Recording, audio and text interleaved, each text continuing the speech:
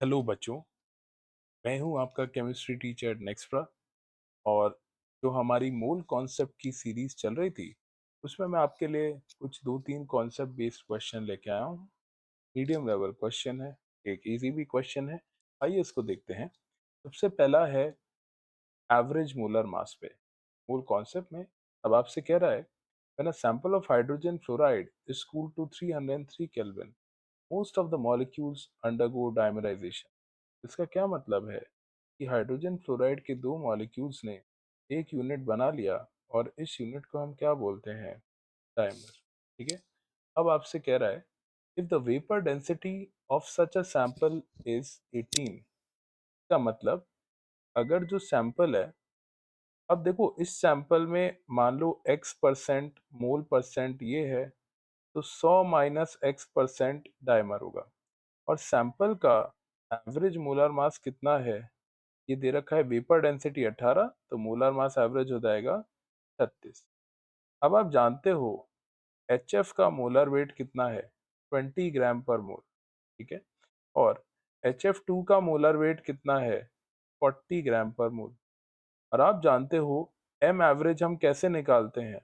M average होता है N1 moles of one component into molar mass of one component into moles of other component into molar mass of that component upon total moles in mixture।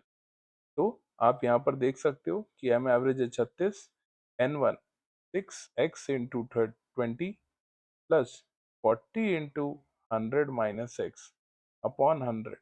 और इसको अगर अपन फटाफट solve कर लें, 3600 आ जाएगा 20x plus 4000 minus 40x, या 20x की value आ जाएगी 400 के बराबर, या x की वैल्यू हो जाएगी 20 के बराबर। इसका मतलब 20% जो है वो आपका HF का है, और 80% जो है मोल परसेंट वो है HF2 डायमर का। तो correct answer to this would be. Simple सा क्वेश्चन था मूल कॉन्सेप्ट में, एवरेज मोलर मास कॉन्सेप्ट पर बेस्ड, जो कि आप क्लास में पढ़ते हो। अगला question, from the following reactions. तो आपको यहाँ रिएक्शन का एक क्वेश्चन दिया है। इसमें बोल रहा है CuF2 प्लस F2 दे रहा है CuF3। यहाँ पे हम लिख सकते हैं UF2 reacted by 2 is equal to F2 के moles reacted by 1 is equal to CuF3 के मोल्स प्रोड्यूस्ड बाय 2। ये लिख सकते हैं।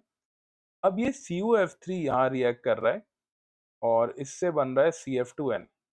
तो कह रहा है कितना फ्लोरीन डालूं कि 1 kg ऑफ CF2N जो है वो बन जाए। तो ये शुरू करते हैं। सबसे पहले आप यहाँ पर शुरू करते हैं CF2N के मोल कितने आएंगे?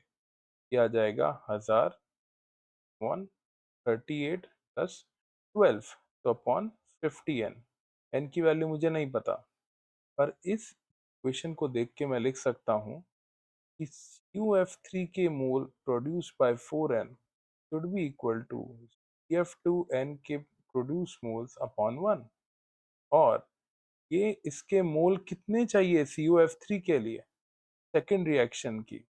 तो CuF3 bye 4N equal to 1000, ये वैल्यू बेटा यहाँ डाल दो, अपॉन 50N। तो आपको मिल जाएगा इसमें CuF3 के मोल 1000 upon 50N multiplied by 4N। तो यहाँ पे आप इसको कट करोगे तो आपको मिल जाएगा 80 मोल। ठीक है। 80 मोल जो है वो आपको यहाँ पर CuF3 के चाहिए। और बस ये काम हो गया। तो इससे आप F2 के मोल निकाल सकते। कैसे?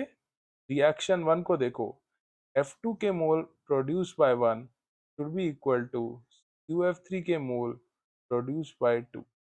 F2 के मोल जो रिएक्टेड मोल है कितने आ जाएंगे?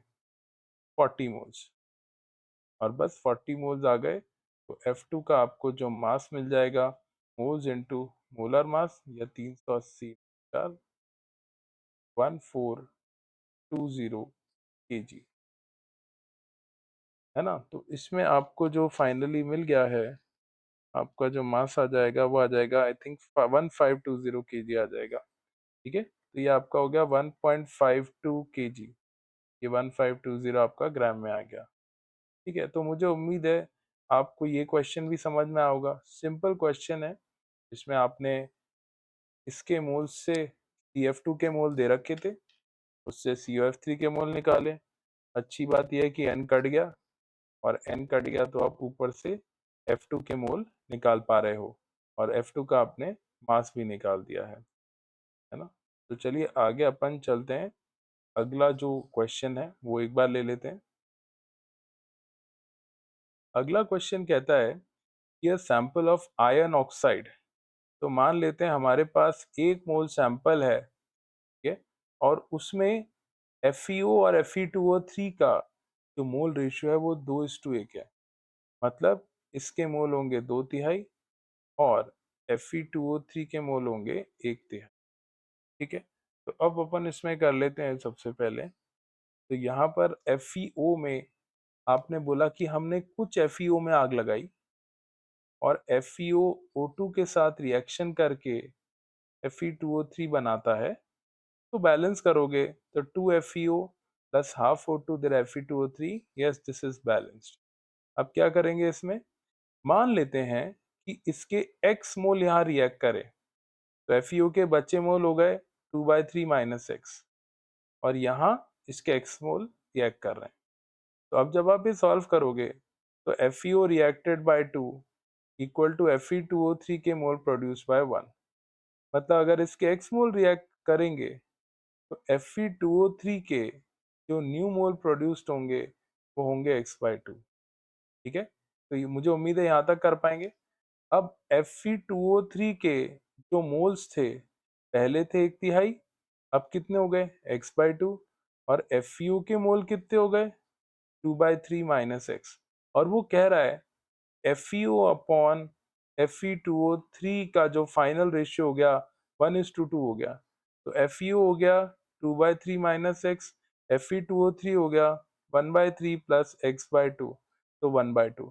तो कैन यू सॉल्व इट, तो 2 माइनस 3x/3 अपॉन यहाँ पर आ जाएगा 6, 2 प्लस 3x/6, ये आपने कर लिया, ये 1/2। इससे आपको मिल जाएगा 2 minus 3x/3 into 6 upon 2 plus 3x, है ना। तो इसको आप जब सॉल्व करोगे तो आपके पास यहाँ x की वैल्यू आ जाएगी। तो आपको मिल जाएगा यहाँ 4 minus 6x equal to 2 plus 3x, या 9x की वैल्यू आपके पास आ जाएगी। एक सेकेंड में कर रहा हूँ थोड़ा सा, अगर 2 माइनस 3x/3, और यहाँ पे आ गया आपका 2 plus 3x/6, 2 into 2 minus 3x upon 2 plus 6 equal to 1/2।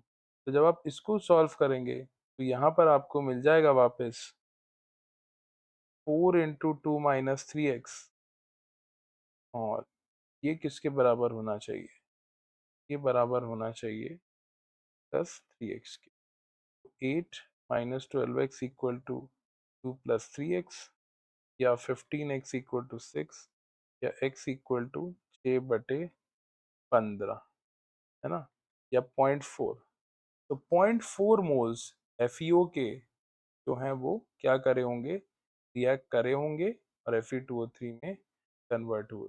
तो answer is option C to this question.